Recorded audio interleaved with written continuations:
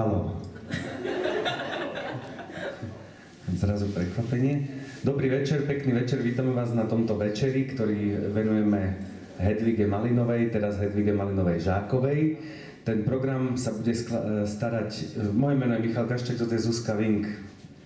Dobrý večer. Je to hlavne Zuzkina zásluha, celý tento večer. Je hrozné, keď máš jeden mikrofón a držíš si ho pred ústami, nič nemôžem povedať. Tak spojazníme aj druhý, keď chceš. Nie, hovor. Takže my vás tu vítame, iba povieme teraz také organizačné veci. Nebudeme naťahovať túto časť, lebo nás čaká ešte dlhý večer. Teraz bude do 3/4 hodinu hrať Bene.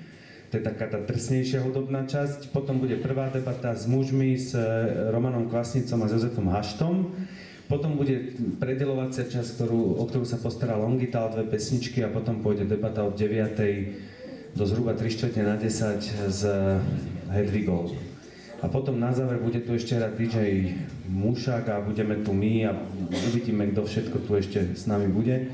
Ale sme každopádne radi, že ste tu teraz večer a už pozývame rovno Beného.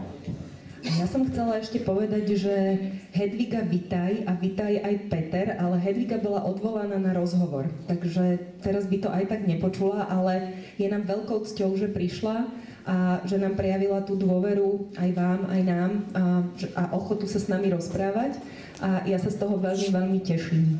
Takže vítajte. A dúfam, že sa tu bude cítiť dobre. Dúfam, že toto bude pre ňu priestor, kde sa bude cítiť bezpečne a kde bude vnímať, že jej ľudia rozumejú.